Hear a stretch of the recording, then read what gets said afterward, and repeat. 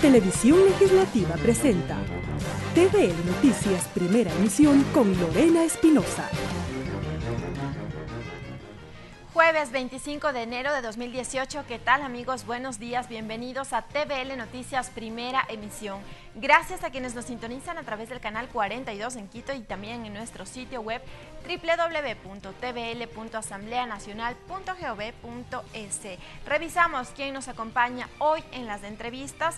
Estará con nosotros Fabricio Villamar, él es abogado, asambleísta por Pichincha, por el Movimiento Creo, integrante de la Comisión de Soberanía, Integración y Relaciones Internacionales y Seguridad Integral y vicepresidente de la Comisión Ocasional de Tránsito.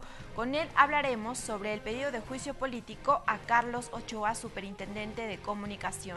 También estará con nosotros Santiago Tamayo, él es ingeniero civil, integrante de la Asociación Ecuatoriana para la Construcción y el Empleo. Con él hablaremos sobre la derogatoria de la ley de plusvalía que incorpora una de las preguntas de la consulta popular y referéndum.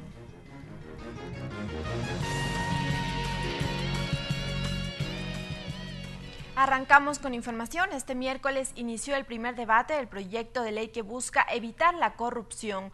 Los legisladores hicieron hincapié en que con esta iniciativa se busca precautelar los recursos de la ciudadanía. Ricardo Bravo con un resumen de la sesión del Pleno.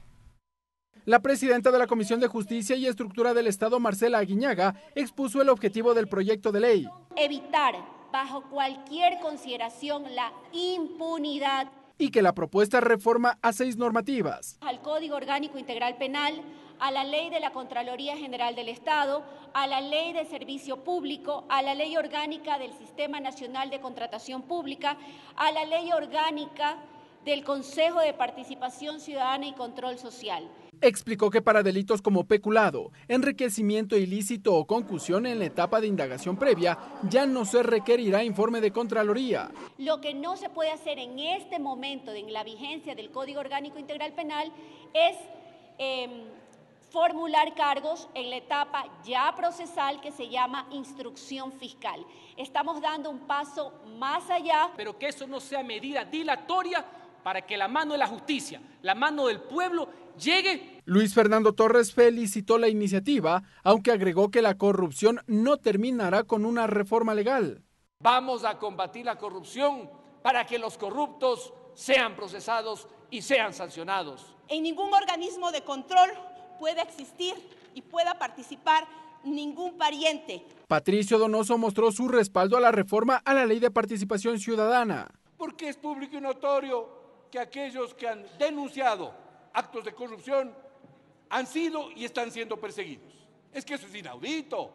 Durante el debate parlamentario también se mencionó la sanción al ex vicepresidente de la República, Jorge Glass, por su supuesta participación en el delito de asociación ilícita dentro de la trama de Odebrecht y la consulta popular. Ricardo Bravo, TVL Noticias. El presidente de la Asamblea, José Serrano, mantuvo un encuentro con el cuerpo diplomático acreditado en Ecuador. La inversión extranjera, la erradicación de la violencia de género y el retiro de la visa Schengen para los ecuatorianos fueron los temas que se acordaron serán prioritarios en este año.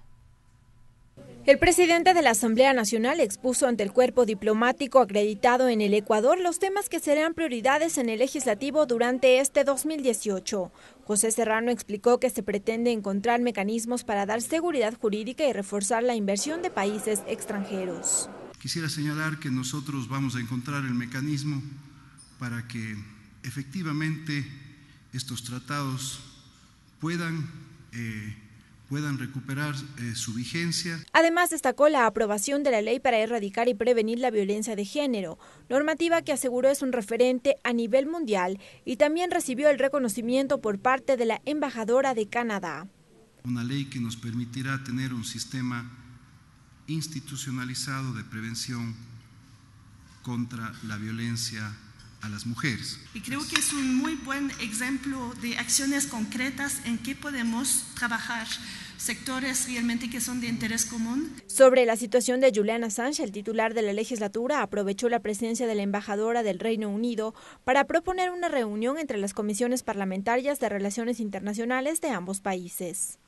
No se lo ha hecho en el tratamiento público que probablemente interesa desde una cierta perspectiva política, pero en la búsqueda de una solución de este caso, que es en lo que está enfocado el gobierno y el Estado ecuatoriano, el tratamiento corresponde hacerlo con este nivel de confidencialidad. En el encuentro, Serrano solicitó el apoyo del cuerpo diplomático para que la Unión Europea retire la visa Schengen para los ecuatorianos. La petición tuvo respaldo de la embajadora Marianne Van. Y al mismo tiempo podamos con ustedes encontrar los mecanismos más eficaces, más cortos. Estamos muy atentos, estamos trabajando y vamos a ver si podemos hacer avances en el curso del año. Los incentivos entre alianzas público-privadas, el combate de narcotráfico, la garantía por los derechos de los niños fueron otros de los temas que acordaron trabajar en conjunto con varios países. Lorena Espinosa, TVL Noticias.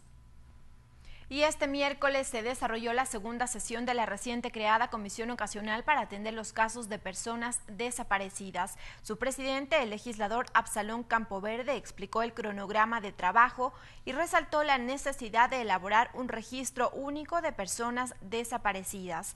Por su parte, la asambleísta María Gabriela Larreategui sostuvo que un ciudadano que haya sido sentenciado por la desaparición de un menor de edad no puede ser beneficiado con la reducción de años a su condena. Con este criterio concordó la asambleísta Soledad Buendía, quien puntualizó que se deben endurecer las penas incluidas en el Código Orgánico Integral Penal y también imponer sanciones a las autoridades que hayan demostrado negligencia. Por su parte, la legisladora Sonia Palacios indicó que mientras el Ministerio del Interior señala que existe en el país unos 1.500 desaparecidos, algunas organizaciones sociales precisan que esa cifra ascendería a cerca de 4.000. En este marco, para el titular de la mesa legislativa, los funcionarios de la Fiscalía han quedado debiendo mucho al país. Está previsto que en las próximas sesiones de la comisión sean recibidas diversas organizaciones y familiares de personas desaparecidas. La Comisión de Participación Ciudadana, conjuntamente con la Federación de Estudiantes Secundarios del Ecuador, FESE, analizaron la participación electoral de los jóvenes de 16 a 18 años que tienen derecho al voto facultativo. Esto de cara al próximo plebiscito para el 4 de febrero. Jorge Piedra, presidente de la Federación de Estudiantes Secundarios del Ecuador, acudió a la Comisión de Participación Ciudadana para conocer, a través de la mesa legislativa, lo relacionado al voto facultativo que ejercen los jóvenes de 16 a 18 años en los procesos electorales. El voto facultativo, conjunto con la Federación de Estudiantes Secundarios del Ecuador y el Movimiento Estudiantil Organizado, lucharon en 2008 en la Asamblea Constituyente de Montecristi por conseguir el voto facultativo. Según el Ministerio del Trabajo, los jóvenes desde 15 años son entes productivos que generan riqueza. En esa medida, los estudiantes, si podemos generar riqueza, también podemos decidir qué es lo que queremos de nuestro país. De su lado, Enver Aguirre, presidente nacional de Juventud Revolucionaria del Ecuador, explicó en qué consisten las preguntas de la consulta popular, pero además mostró su respaldo al plebiscito del 4 de febrero. ¿Quién sabe que en la consulta nos van a preguntar sobre abusos sexuales, verdad? Sí. ¿Quién está en contra de los abusos sexuales? Todos estamos en contra de los abusos sexuales, ¿verdad? Todos queremos que vayan a la cárcel los que han abusado contra los menores, ¿verdad? Por su parte, Héctor Yepes, presidente de la Comisión de Participación Ciudadana, destacó la importancia de que varios jóvenes puedan ejercer su derecho al voto el próximo 4 de febrero. Se trata de ir a ser ustedes protagonistas, a tomar el destino del país en sus propias manos. Así que primero mi invitación a que vayan el 4 de febrero a votar, no importa cómo, ya vamos a hablar de mi opinión, pero sea que estén por el sí o sea que estén por el no, no dejen que los otros decidan por ustedes. Quienes pueden acceder al voto facultativo son las personas con discapacidad, menores de 18 años, mayores de 65 años, extranjeros, Fuerzas Armadas y Policía Nacional. María Fernanda Medina, TVL Noticias.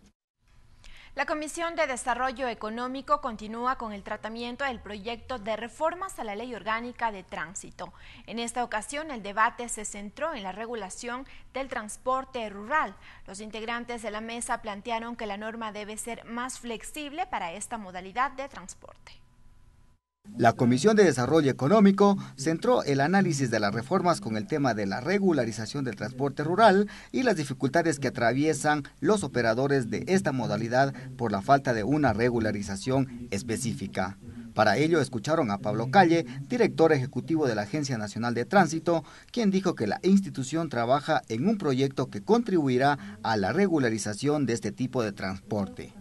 Se ha iniciado con un piloto en 4 provincias: Imbabura, Tungurahua, Chimborazo y Cotopaxi, y este estudio se lo está realizando con el apoyo, la participación y el acompañamiento de los grupos de comuneros que se encuentran en esa zona, y básicamente la coordinación se está haciendo con la CONAGI. Sustentó que el Estado debe intervenir en temas de exoneración de impuestos e incentivos. Por parte del Estado para solucionar la movilidad de estas personas. Y número 2, que yo considero que efectivamente todos estamos de acuerdo en esto, debe ser en condiciones seguras y en condiciones dignas. El asambleísta Homero Castañer mencionó que el tema del transporte rural no es simple, ya que los usuarios se deben transportar a grandes distancias, por lo que es necesario dar soluciones menos punitivas.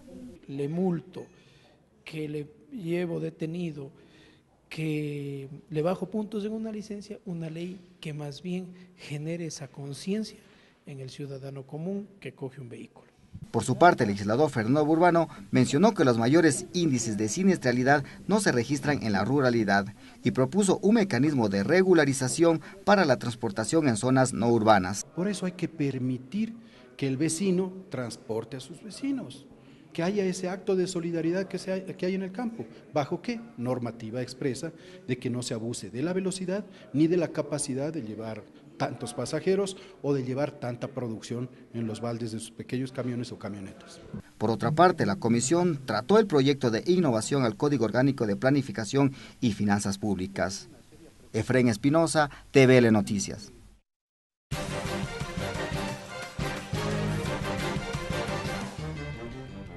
Una de las preguntas de la consulta popular y referéndum propone la derogatoria de la ley de plusvalía vigente desde diciembre de 2016. ¿Cuáles son los impactos? ¿A quién beneficiaría la derogatoria de la normativa? Lo analizamos en la siguiente entrevista. La pregunta que propone el presidente dice así: ¿está usted de acuerdo con que se derogue la ley orgánica para evitar la especulación sobre el valor de tierras y fijación de tributos conocida como ley de plusvalía? Saludamos con Santiago Tamayo, bienvenido a la Televisión Legislativa. Gracias, Lorena, buenos días a la audiencia. Pues sí, nosotros estamos este momento apoyando al sí en la pregunta número 6 que corresponde a la ley de plusvalía. Y ahí tenemos algunos datos y que estos fueron de hecho los argumentos que motivaron al presidente de la República, Lenín Moreno, a incorporar esta pregunta. Ahí en las justificaciones de la pregunta decía que según el Banco Central, en la publicación de las cuentas nacionales trimestrales en el 2017, en el primer trimestre este sector de la industria de la construcción se redujo en menos 1.7% y en el segundo trimestre menos 7.9%. ¿Cómo afectó la vigencia de la ley de plusvalía a este sector de la construcción? Bueno, principalmente en el empleo de la gente, ¿sí? Hay una serie de inconvenientes con respecto al empleo. Hay aproximadamente 80,000 plazas de empleo pleno que se han perdido en este tiempo. Estas son plazas directas en la industria de la construcción. Si nosotros consideramos que hay 2 plazas indirectas por cada plaza directa, estamos diciendo que se está triplicando este número. Estamos llegando aproximadamente a 240,000 empleos que se han perdido por esta causa.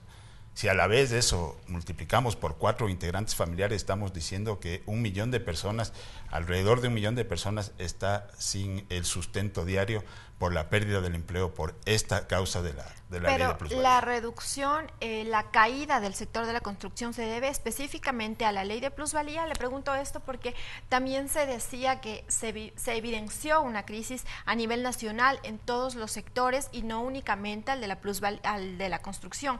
Por eso no culpar directamente a la ley de plusvalía. A ver, desde la promulgación de la ley de la plusvalía, desde el anuncio, de la ley de plusvalía en mayo del 2015, la construcción inmobiliaria ha venido decreciendo significativamente.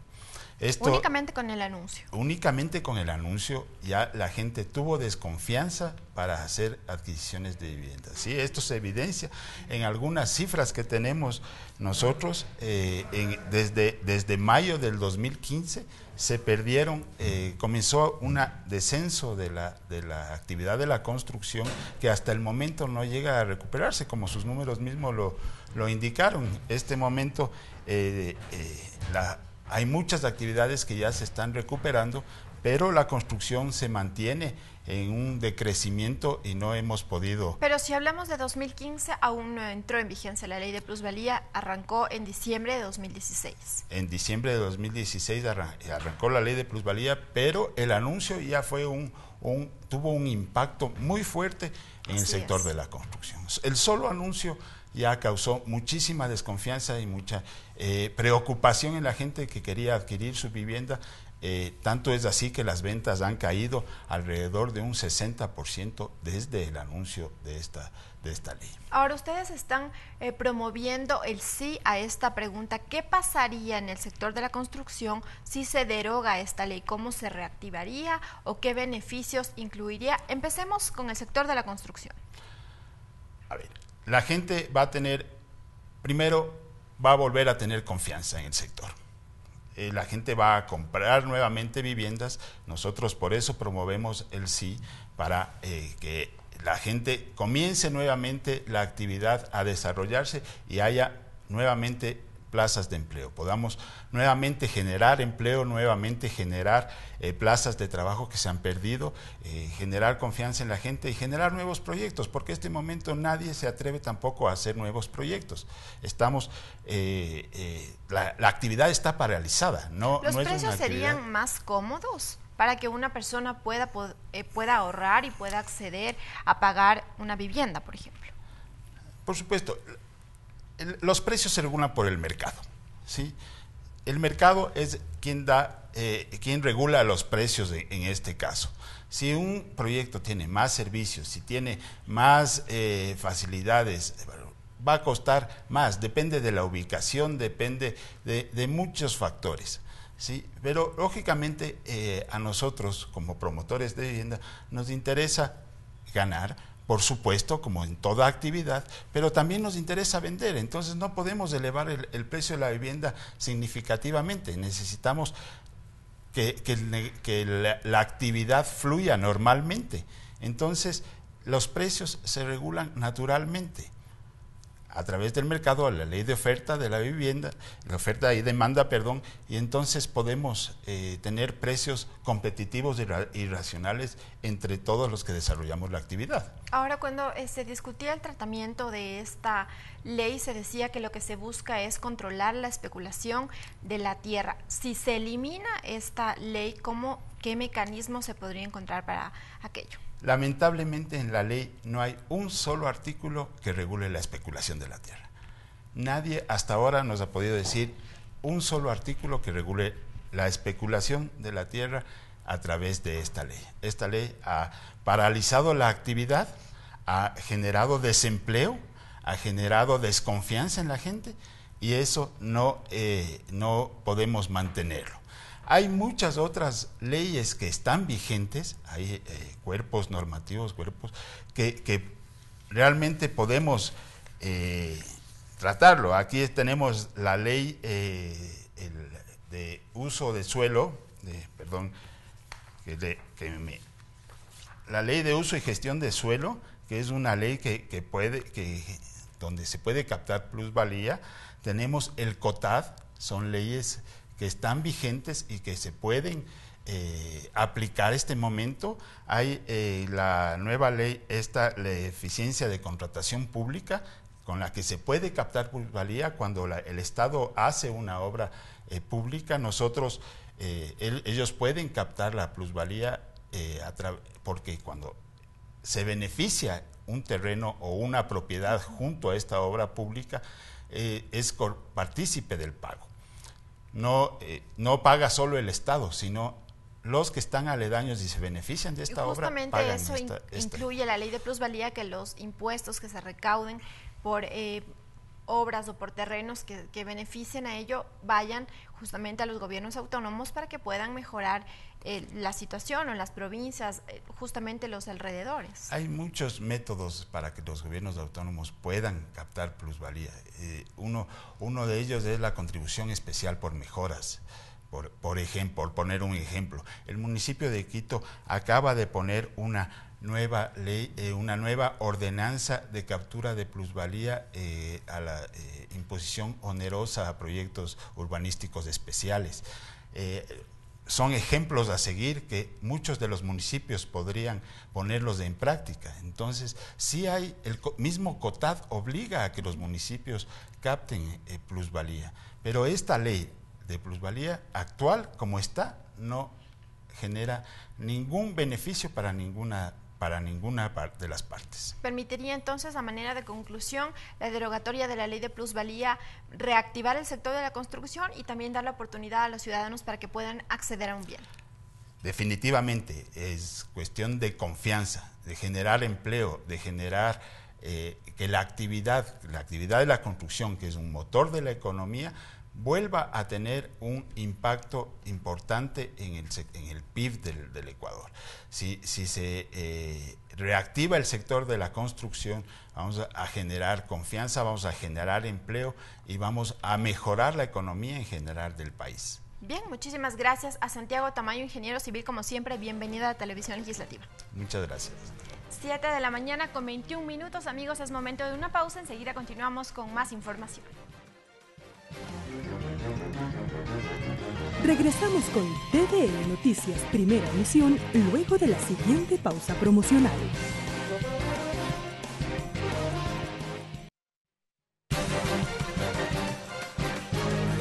Continuamos con TVN Noticias Primera Emisión. Gracias por continuar en nuestra sintonía. Les contamos que los asambleístas de la bancada de Creo, Fabricio Villamar y Lourdes Cuesta, anunciaron que presentarán una solicitud de juicio político en contra del superintendente de comunicación, Carlos Ochoa, por abuso de poder. Indicaron que este miércoles inicia la recolección de firmas para dar trámite al proceso en la Asamblea Nacional. En rueda de prensa, los asambleístas Lourdes Cuesta y Fabricio Villamar dieron a conocer que el bloque de la Unidad por el Cambio solicitará un juicio político contra el superintendente de comunicación Carlos Ochoa por abuso de poder, aunque señaló que el proceso contaría con el apoyo y participación de todos los ciudadanos, periodistas y medios de comunicación afectados por la Supercom. El legislador Villamar detalló las causales del proceso. Abuso de autoridad para coartar la libertad de expresión.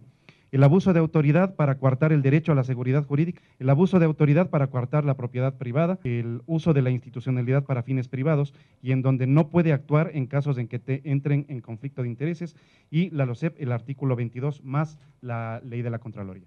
La asambleísta Lourdes Cuesta solicitó a la ciudadanía su participación y señaló que Ochoa no representa a nadie. Entiendo que en otras ocasiones el CAL se haya unido, los asambleístas de otros bloques se hayan unido para proteger a sus compañeros. Este señor no representa a nadie. El legislador Villamar informó cuándo iniciaría la recolección de firmas y sostuvo que el Colegio de Abogados de Pichincha y la Federación Nacional de Periodistas del Ecuador serán veedores en este caso. El día de hoy comenzaremos ya con la recolección de firmas. Posteriormente, la asambleísta Elizabeth Cabezas, en rueda de prensa, también se refirió al tema. Crítico el trabajo de la Comisión de Fiscalización, que aún no ha convocado a Ochoa tras su pedido para que comparezca ante esa mesa legislativa.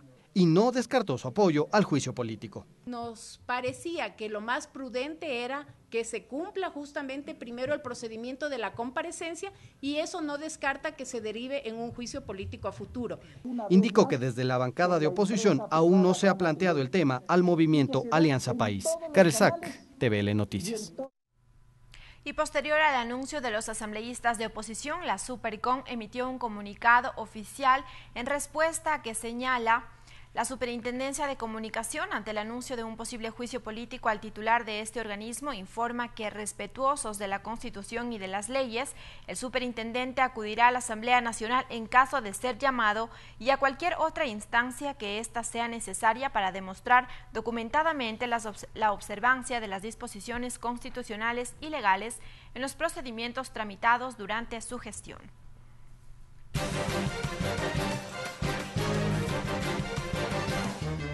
Y para ampliar la información ya se encuentra con nosotros el asambleísta Fabricio Villamar. Asambleísta, bienvenido a la Televisión Legislativa. Qué gusto estar con ustedes, amigos. Buenos días. Coméntanos, asambleísta, ¿qué funciones ha incumplido el superintendente de comunicación Carlos Ochoa? El artículo 131 de la Constitución establece la posibilidad del juicio político para aquellos que incumplan sus funciones.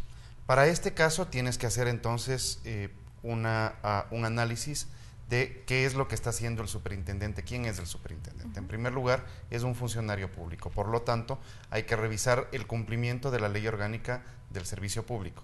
Luego, administra recursos, entonces hay que revisar el cumplimiento de la Ley Orgánica de la Contraloría.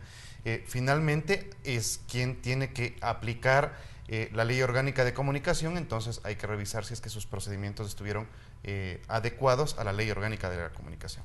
En la práctica, no ha sido un buen funcionario público, ha coartado derechos y ese posiblemente sea el conflicto más grande que se tiene. Y finalmente no entendió lo que se llama el bloque de constitucionalidad. Y el bloque de constitucionalidad implica que no solamente tienes que hacer respetar la Constitución y las leyes del Ecuador, sino también todos los tratados y sentencias internacionales emitidos en temas de derechos humanos en tanto sean superiores a la legislación ecuatoriana. El señor Ochoa se ha burlado de los derechos de los ecuatorianos en las dos etapas de la comunicación.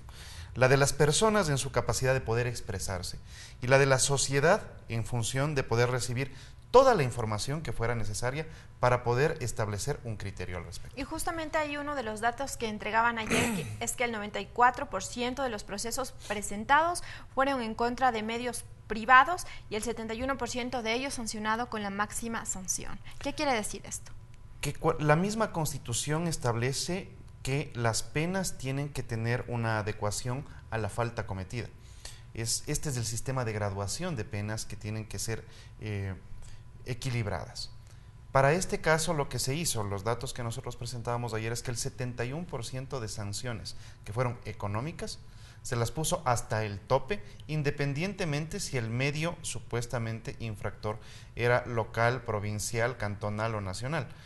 Tú te imaginarás que es diferente que le pongas una sanción de 3 meses de la recaudación que ha tenido un medio parroquial a que pongas 3 meses de la recaudación de un medio nacional, porque puedes incluso irte por esta vía del abuso de autoridad a tratar de romperte tu derecho a la propiedad, porque con este tipo de multas abusivas podías quebrar medios de comunicación. Ahora, desde la bancada de Alianza País, días atrás, meses atrás, se pidió, también se sugirió al CAL que comparezca el superintendente de comunicación ante la Comisión de Fiscalización, esto tras la notificación de Contraloría en la que destituye, glosa y multa al superintendente de comunicación, que básicamente una auditoría de cuentas de Gama TV.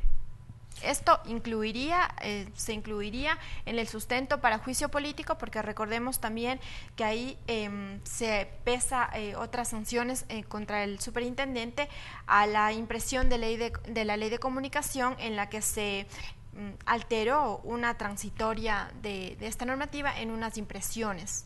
O sea, ahí hay varias cosas, ¿no? La primera es, de un examen de la Contraloría ya se desprendieron responsabilidades sobre la administración y uso de recursos cuando el señor Ochoa era presentador de noticias y director de un medio de comunicación que fue captado por el gobierno nacional, en donde se habría comprado un carro para su uso particular, se habrían establecido mayores emolumentos a los contractuales y tenía un sueldo mucho más alto de lo que la gente suponía. Esto evidentemente ya ha sido observado por la Contraloría y uno de los elementos para nombrar a un superintendente de comunicación es la notoria probidad. Si alguien hizo estos actos con anterioridad, es evidente que no tiene la notoria probidad para ejercer el cargo. Lo otro, que es el avance de las investigaciones por parte de la Contraloría y esta intención de que vaya a la Comisión de Fiscalización, que para nosotros básicamente sigue siendo la comisión de archivo, porque ahí no pasa absolutamente nada. Puedes enseñarles todas las pruebas, puedes ponerles al vicepresidente preso, que siguen sin juzgarlo políticamente.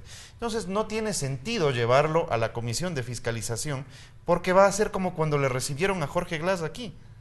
Le pusieron alfombra roja para recibirle a un tipo que está preso. Entonces tú no puedes confiar en la función de fiscalización entregada a Alianza País. Por lo tanto, lo que nosotros hacemos es iniciar nuevamente un juicio político en contra de este señor. Pero porque, finalmente, como lo decía Lourdes, el juicio político derivaría su tratamiento, la sustanciación en la Comisión de Fiscalización. Con una diferencia. Y la diferencia está en el cambio del formato de la presentación del juicio político. Nosotros, en los 4 juicios políticos que hemos presentado, los 4 que han sido anulados por Alianza País, en este acto de protección de los corruptos que han estado en las filas de Alianza País, a lo que han intentado es que cuando nosotros hacemos la presentación, hacen que el CAL lo archive porque no les gustan las pruebas, porque les parecen insuficientes, porque les parecen mal obtenidas. Para este caso, lo que dijimos fue diferente. Hicimos una presentación didáctica en donde les explicamos de qué se trata el juicio político, cuáles son las razones por las cuales a Ochoa se le lleva a un juicio político, y finalmente pedimos a la ciudadanía que se incorpore a este proceso, para que no sea el juicio político de Fabricio Villamar contra Carlos Ochoa, o de Lourdes Cuesta contra Carlos Ochoa, o de la oposición en contra de Carlos Ochoa. Tiene que ser el juicio político de todos los periodistas que fueron agredidos por la mala aplicación de la ley de comunicación durante el reinado de Carlos Ochoa. Tiene que ser el juicio político de todos los ciudadanos que se sintieron vulnerados, de todos los medios de comunicación que fueron atacados. Luego, presentamos el día de ayer el análisis de qué es lo que puede y qué es lo que no puede hacer el CAL. En tal sentido, el CAL solamente tiene que coger los documentos, revisar que estén completos y pasar. Nada más.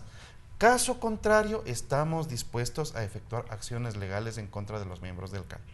Finalmente, cuando llega a la comisión de fiscalización, en la comisión de fiscalización para este proceso nosotros hemos pedido que sean veedores el Colegio de Abogados de Pichincha y la Federación Nacional de Periodistas. ¿Por qué esto es importante?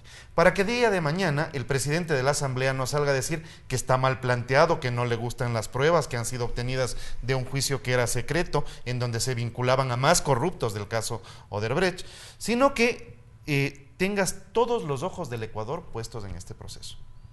Y nuevamente lo que puede pasar es, sí, la mayoría de Alianza País tiene control en la comisión de fiscalización. ¿Cuál va a ser el criterio de los ecuatorianos? Si una vez que presentas todas las pruebas de los abusos, con el respaldo de todos los periodistas que han sido agredidos en este tiempo, finalmente la comisión de fiscalización archiva ese caso? Es la comisión de fiscalización de Alianza País. Entonces habrás terminado de demostrar nuevamente que sigue siendo la banda de protectores de los corruptos a cargo de una comisión de la Asamblea. ¿Ya han tenido acercamiento con los periodistas, con los directivos de los diferentes canales de comunicación para que puedan respaldar esta solicitud? Nosotros hicimos una invitación abierta, estamos recibiendo información, el día de hoy voy a recibir otro paquete de información y esto será entregado a la Secretaría de la Asamblea la próxima semana. Ayer también arrancó la recolección de firmas y pudimos ver que recorrían el salón plenario recogiendo el respaldo. ¿Quién hasta el momento ha decidido respaldar en Alianza País? ¿Se sumarán? Porque ellos habían dicho que esperarán a que el CAL convoque al superintendente que vaya a la comisión de fiscalización y luego de esa comparecencia decidir si apoyan o no esta solicitud de juicio político. Bueno, el día de ayer firmó ya Jorge Yunda, entiendo que Marcia Rey está dispuesta a firmar, entiendo que otros asambleístas han expresado, pero en términos generales, si la Constitución te dice que tienes que tener la cuarta parte de asambleístas firmando la petición, la cuarta parte son 34, y nosotros ayer durante la primera hora ya recibimos 45 firmas, tenemos los requisitos cumplidos. Respecto de la ciudadanía, ¿cuál es la expectativa que ustedes pretenden se incorpore a esta solicitud de juicio político? Yo creo que lo necesario en esto es hacer lo correcto. Si es que durante los últimos 10 años has tenido una mordaza puesta a los periodistas de medios de comunicación libres, una agresión permanente a medios de comunicación críticos, has tenido agresiones económicas a periodistas, tanto como que el presidente de la República pedía indemnizaciones de hasta 40 millones de dólares. Pero te imaginas el despropósito que es que un funcionario público demande para sacar plata. O sea, esas vergüenzas tuvimos en el Ecuador. ¿Cuál es la expectativa? Ese es el tipo de cosas que hay que corregir. ¿Cuál es la expectativa asambleísta? Usted ya ha explicado cuáles serán todos los fundamentos que presenten, que sustancien también la solicitud de juicio político. ¿Cuál es la expectativa del tratamiento, de la respuesta que deberá dar el CAL?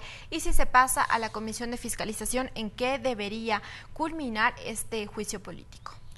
Yo creo que están presentados todos los elementos, hemos conversado con los miembros del CAL, entiendo que tenemos el respaldo suficiente dentro del CAL para procesar este juicio político y entiendo que adicionalmente vamos a tener el respaldo incluso de la bancada de Alianza País para el proceso de juicio político, censura y destitución de Carlos Ochoa. ¿Qué es lo que buscan? ¿Las dos cosas, censura y destitución de Carlos Ochoa? Primero, la transparencia. Durante un proceso de juicio político tú tienes que exhibir cuáles son las causas por las cuales estás llevándole a juicio político al funcionario. Y ahí se van a demostrar los casos en donde hubo abuso de autoridad, en donde hubo un uso discriminado de la norma, en donde hubo una violación al artículo 232 de la Constitución que te establece que los funcionarios públicos no pueden tomar decisiones en casos en donde ellos tengan relación o algo que ver y evidentemente la violación de los derechos humanos de los ecuatorianos. Nos ha dicho que nos confirma nada más una precisión, la próxima semana entregarán esta solicitud. Así es. Muchísimas gracias al asambleísta Fabricio Villamar, como siempre bienvenido a la televisión Siempre legislativa. un gusto, amigos, buenos días. Muchísimas gracias. Nosotros continuamos con más información. Les contamos que la Comisión de Biodiversidad de la Asamblea Nacional tramita un proyecto de reformas a la Ley del Régimen Especial de Galápagos. Los comisionados elaborarán una hoja de ruta y prevén convocar a varias autoridades y residentes de la provincia para el análisis de la propuesta. La Comisión de Biodiversidad abogó conocimiento de un proyecto de reformas a la Ley del Régimen Especial de Galápagos. La propuesta es de iniciativa de la asambleísta oriunda de esa provincia, Brenda Flor. Allí manifestó que la mesa legislativa cuenta con la experiencia en el tratamiento a leyes de regímenes especiales, porque en esa comisión se trabaja la ley especial para la Amazonía, y detalló aspectos que contiene la reforma. La protección y vigilancia de nuestras áreas protegidas de Galápagos, el derecho preferente al residente permanente de Galápagos, el régimen migratorio, las políticas públicas para el residente permanente de Galápagos.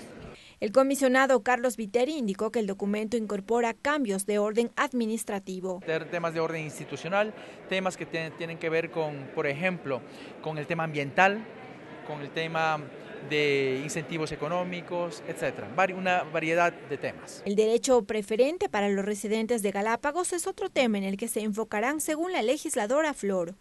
Hacen tanto esfuerzo nuestros jóvenes para salir al continente, ya que en Galápagos no contamos con universidades, de salir al continente y prepararse, pues lo más justo es que estos chicos regresen y puedan encontrar esas plazas de trabajo. La comisión llamará en los próximos días a varias autoridades y residentes de la provincia para recoger sus criterios en el marco del tratamiento del proyecto. Lorena Espinosa, TVL Noticias. De inmediato revisamos las actividades hoy en la Asamblea Nacional. Al momento, el asambleísta Esteban Albornoz invita a la presentación del Grupo Parlamentario de Energía, Desarrollo y Medio Ambiente que promueve la defensa y respeto a los derechos de la naturaleza. Esto es en el Salón Expresidentes en el segundo piso. A las 8:30, sesión de la Comisión de Educación. Tratamiento de los siguientes proyectos de ley: proyecto de ley reformatoria a la Ley Orgánica de Educación Intercultural, proyecto de ley reformatoria a la Ley Orgánica de Educación Superior, proyecto de ley de crédito estudiantil sin intereses, reformatoria a la Ley Orgánica de Educación Superior. Esto será en el tercer piso del Palacio Legislativo. A las 9 horas sesiona la Comisión Ocasional AMPETRA. Reciben a la ministra de Inclusión Económica y Social, Berenice Cordero Molina, para conocimiento y aprobación del informe de la Comisión sobre la investigación del caso AMPETRA. Eso será en el primer piso. A las 10 horas, rueda de prensa del asambleísta Raúl Tello. Presenta el proyecto de resolución referente a las afectaciones y medidas preventivas tomadas por efecto de las descargas de agua y sedimentos de la represa hidroeléctrica Manduriacu al río Esmeraldas. Esto será en la sala de prensa. A las 10 horas, sesión de la Comisión de Justicia para abocar conocimiento de las siguientes resoluciones del Consejo de Administración Legislativa. Proyecto de ley reformatoria al Código Orgánico de la Niñez y Adolescencia, proyecto de ley reformatoria al Código Civil, proyecto de ley de extinción de dominio, proyecto de ley reformatoria al Código Orgánico Integral Penal. Esto será en el segundo piso del Palacio Legislativo. A las 11:30, la continuación de la sesión 020 de la Comisión de Educación. Será el tema el análisis de los aportes realizados por los actores del sistema de educación superior en las mesas de trabajo establecidas previa a la elaboración del informe para segundo debate dentro del tratamiento del proyecto de ley orgánica reformatoria a la Ley Orgánica de Educación Superior. Esto será en el tercer piso del Palacio Legislativo. A las 11:30, la Comisión de Justicia recibe a Pablo Ceri de la Torre, Contralor General del Estado subrogante. El tema, la Ley Orgánica de Lucha contra la Corrupción. Esto será en el segundo piso de la Asamblea Nacional. Tenemos agenda en la tarde también a las 14 horas la sesión de la Comisión de los Derechos Colectivos para conocer y analizar el proyecto de ley orgánica de comunicación y libertad de expresión.